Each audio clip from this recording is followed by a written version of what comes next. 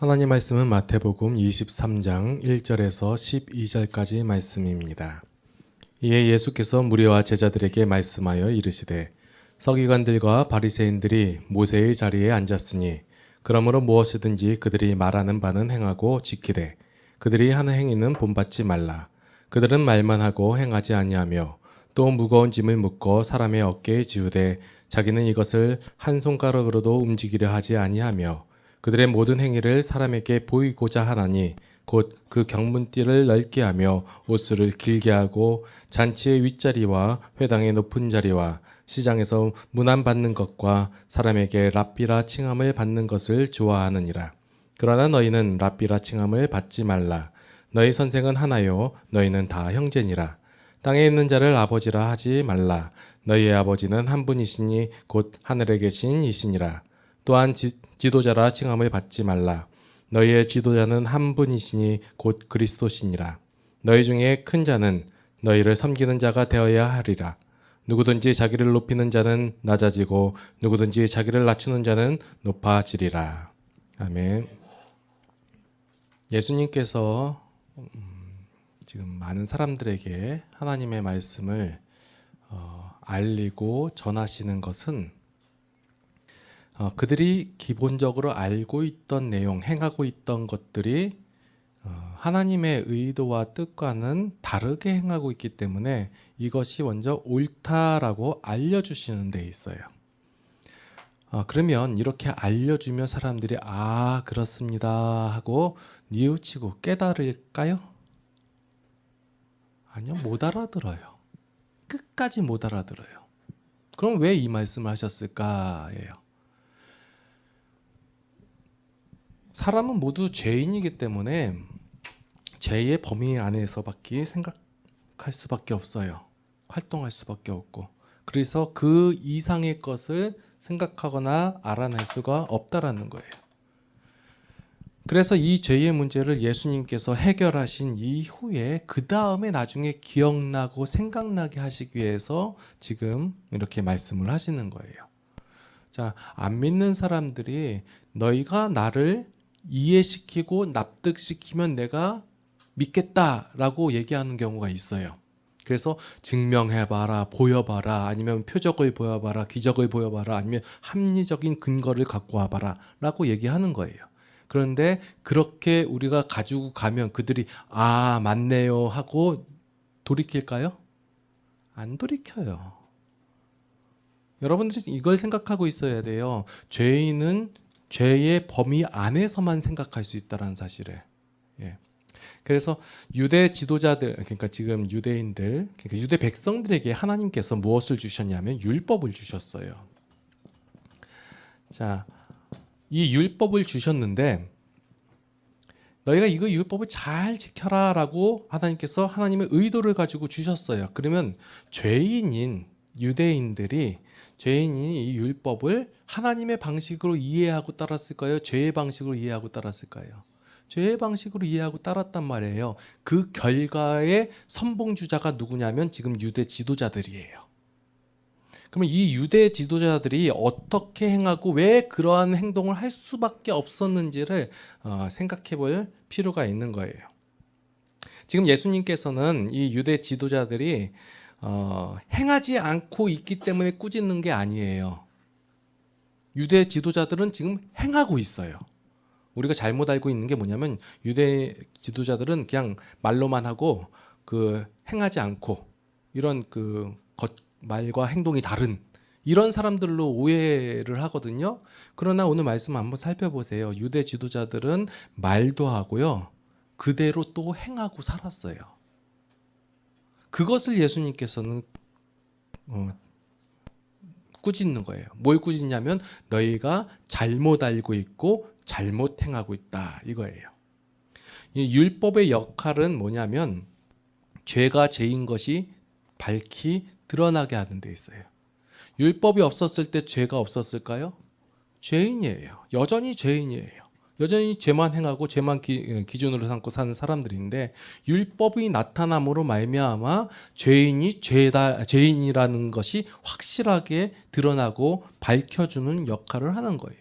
그런데 죄인은 이 율법을 또 오역해가지고 더 단단한 죄의 모습으로 드러나게 되는 거예요.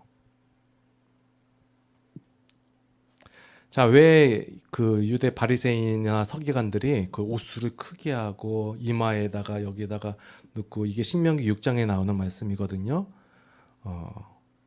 이것은 왜 이렇게 행했냐라는 것을 여러분들 생각해 볼 필요가 있어요.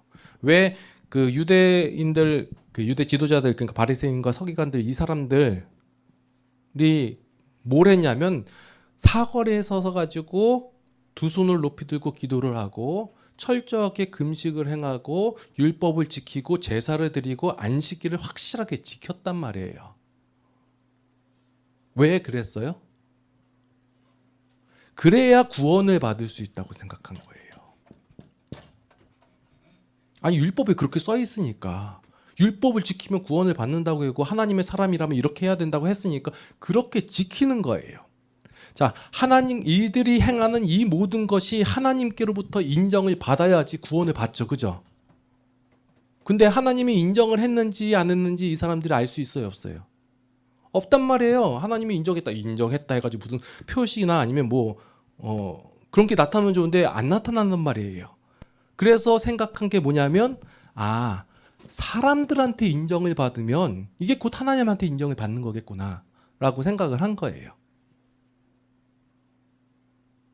맞잖아요. 여러분들 신앙의 상태, 믿음이 있는지 없는지 누가 알아요? 누가 증명해줘요? 어떤 사람이 나 믿음이 있어 라고 얘기하는데 하나님이 인정했대요. 그런 분들 우리나라에 굉장히 많이 계세요. 나는 하나님께서 인정한, 하나님께서 보낸 사람이다 해가지고. 그거 어떻게 알아요?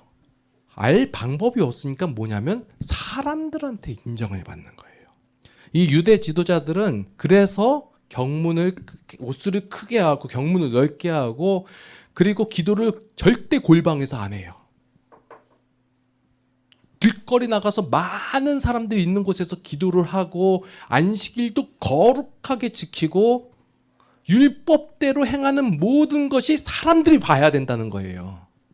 그래야 사람들이 보고 저 사람은 율법을 지키는 자 인정하는 거예요. 그래야 확실하게 그들이 구원받았다는 사실을 알죠.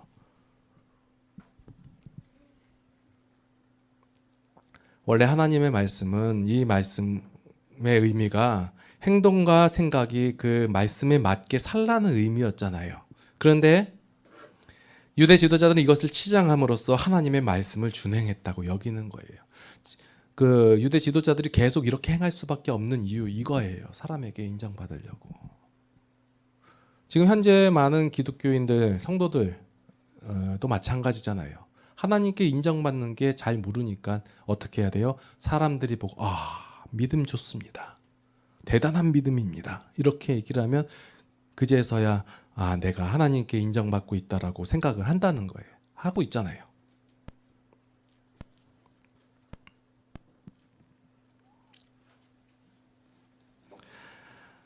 사람에게 보임으로 말미암아 그 백성들에게 율법을 준행하고 있다고 확인을 받고 인정받기를 원하는 것이 바로 유대 지도자들의 모습이었다는 거예요. 그것을 예수님께서는 꾸짖는 거예요.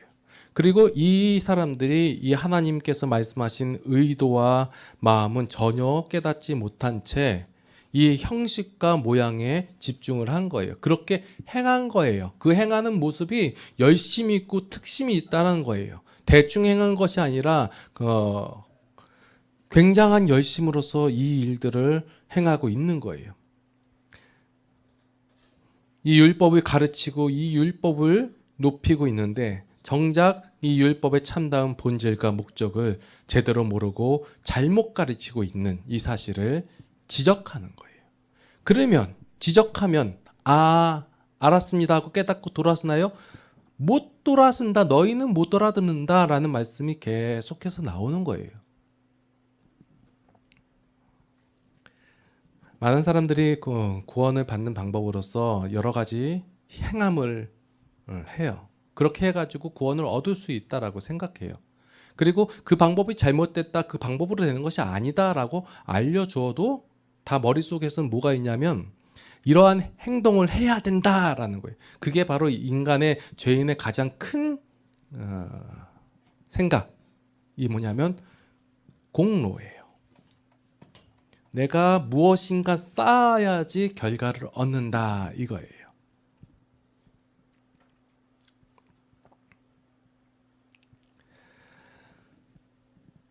은혜로 줬다라는 말을 사람들은 이해를 못해요.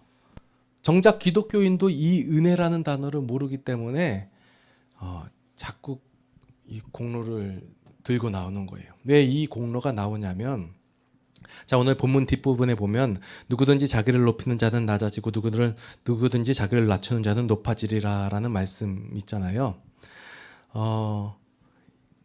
이 말씀을 읽고 어떻게 생각하냐면, 내가 높아져야 되는데 높아지는 방법이 뭐냐? 나를 낮추는 것이다 해가지고 방법론적으로 이제 이해를 한다는 거예요. 그래서 나를 높이기 위한 수단으로서 낮추라는 말은 기독교적인 신앙이 아니에요. 이 신앙을 점검하는 기준은 그 나타나는 행위가 자랑이냐 감사냐의 차이가 있어요. 이 자랑이라는 것은 이 신앙이 이루어짐에 있어서 그것을 세우고 만들어지는데 자신의 노력이나 공로, 이걸 통틀어서 공로라고 얘기할게요. 공로가 포함됐다라고 얘기하는 거예요. 자, 쉽게 얘기해서 여러분들이 구원을 받았어요. 어떻게요? 하나님의 은혜로 구원받았다고 얘기해요. 예. 이렇게 얘기하고, 그래도 나는 구원받을 만한 자세가 되었다. 내가 그 구원을 받아들였다. 나는 구원을 받고 이렇게 행했다. 이게 다 들어간다는 거예요.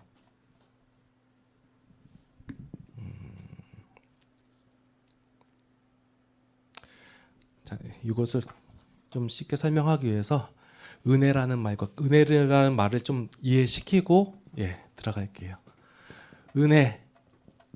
은혜가 뭐예요? 이 은혜라는 개념 자체가 세상에는 없는 개념이에요. 은혜는 내가 절대로 할 수 없고 할 생각도 없고 할 수 없는데 그냥 주어진 거예요. 자, 여러분들 구원 어떻게 받았어요? 은혜로. 왜 그 사람이 해야 돼요? 왜 당신들이 해요? 왜 구원하셨어요? 왜 하나님이 은혜를 왜 주셨어요? 그럼 사람들은 생각하죠.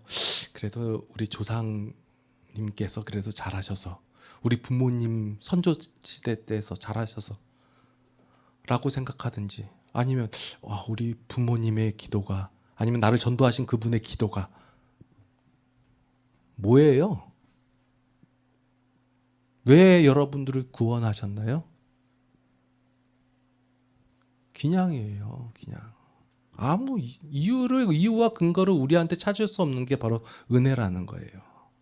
여러분들 은혜는 갚아야 되는 거예요? 아니면 안 갚아도 되는 거예요? 안 갚아도 되고, 또 솔직히 얘기하면 못 갚는 거예요. 이건요.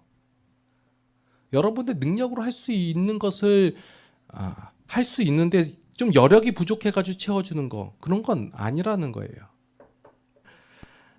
왜 그러냐면 지금 많은 신앙이 어떻게 가고 있냐면 비전 중심, 목적 중심적으로 간단 말이에요. 뭐냐면 내가 이 신앙을, 그러니까 하나님께로 은혜로 구원받았다. 그러나 이게 끝이 아니고 내가 무엇인가 이루기 위해서 열심을 내야 되고 힘을 내야 되고 그리고 노력을 하고 그래야 상 받지 않겠는가, 이거예요. 모든 신앙이 다 이렇게 가고 있단 말이에요. 일반 종교하고 기독교하고 차이가 혹시 여러분들 아시나요? 자, 불교나 아니면 이슬람교나 그리고 기독교하고 차이점. 자, 구제하는 일, 불쌍한 사람 도와주는 일, 기독교만 하나요? 아니요, 불교에서도 해요. 다른 종교도 하고 특히 이단들도 많이 해요. 그럼 뭔 차이예요? 생각해 보자고요. 아, 신이 다르다. 누가 세냐 할 수도 있죠. 예. 우리는 하나님 섬기고 우리는 부처님 섬기고 이거예요. 그럼 그거 다른 거 왜? 자, 부처님 믿으시는 분들도 부처님을 통하여 득도하고 깨달아서 열반에 이른다고 생각해요. 그러니까 흔히 말해 극락에 좋은 곳에 간다고 얘기해요. 기독교는 예수님 믿고 천국에 간다고 얘기해요. 아, 그러면 니들 극락 가고 우린 천국 가고 됐네? 그럼 꼭 굳이 기독교여야 돼요? 불교는 1년에 한 번만 가도 불자래요. 아, 죽을 때 한 번 가도 되고, 예. 가끔 가다가 기와장 몇 개 올려드리고, 예. 뭔 차이가 있어요? 기독교만의 그게 있는데.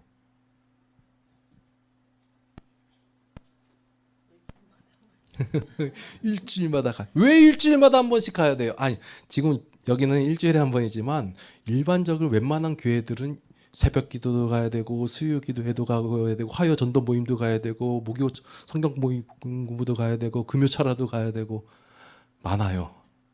왜 그렇게 가야 돼요? 아니, 왜 그렇게 해야 돼요?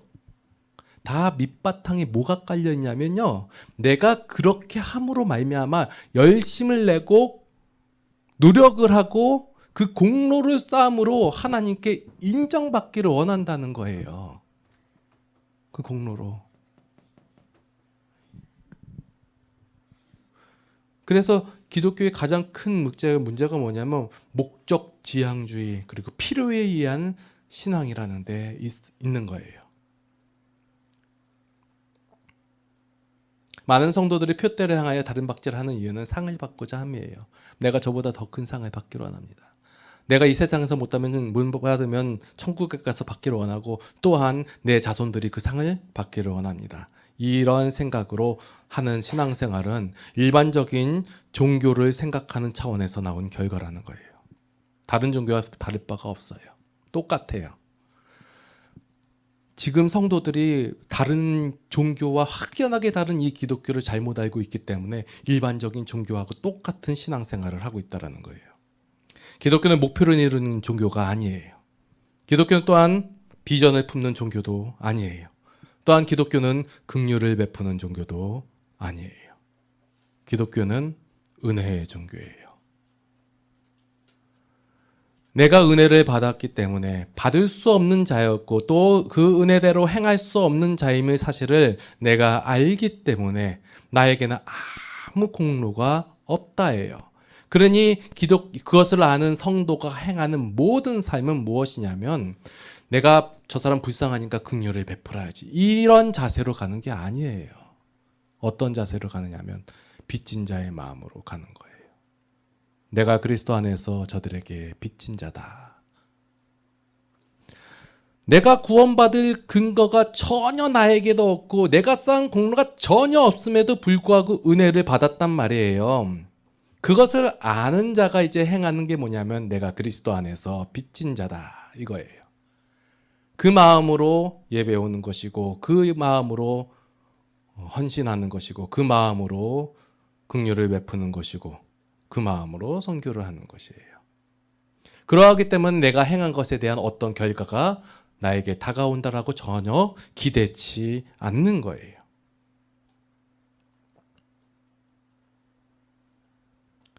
우리의 신앙이 그렇잖아요. 아무 공로 없다고 말하면서 자랑질하는 것이 우리의 얄팍한 신앙 아닌가요?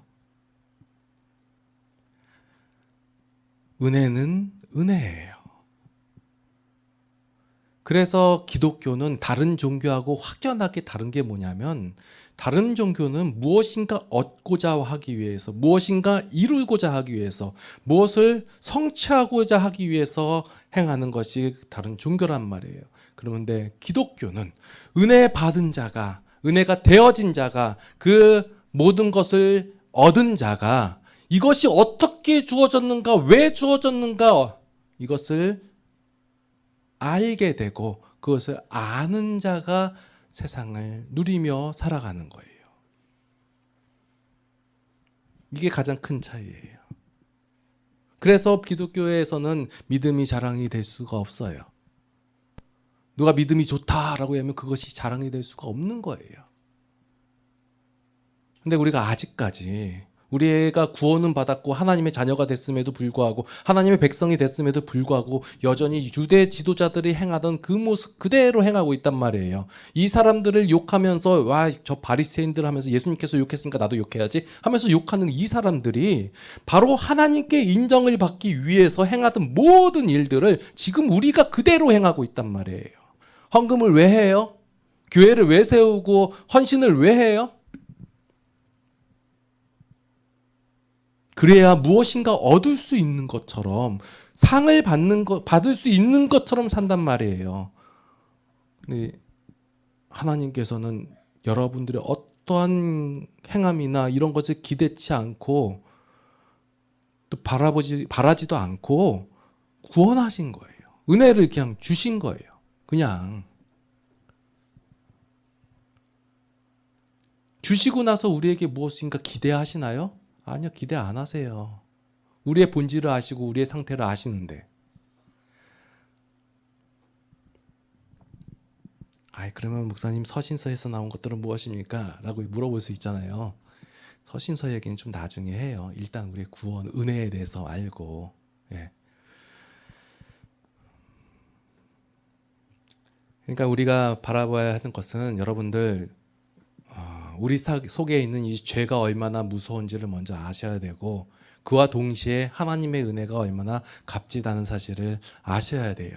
그래야 신앙생활을 할 수 있어요. 내 종교생활의 필요에 의해서 신앙을 선택하는 것이 아니라 많은 저는 교회들의 그 목사님들이 문제라고 생각을 했었는데 솔직히 얘기하면 많은 성도들이 문제예요. 우리가 갖고 있는 것이 무엇인지를 알아야 돼요. 그냥 나는 몰라요. 그냥 내 앞에 있는 문제만 해결되길 원해요. 그 문제만 해결되는 것도 괜찮아요. 그러나 여러분들의 가장 큰 문제가 죄라는 사실을 인식하길 바라요. 그리고 그 죄라는 사실을 해결하실 유일하신 분이 하나님이시고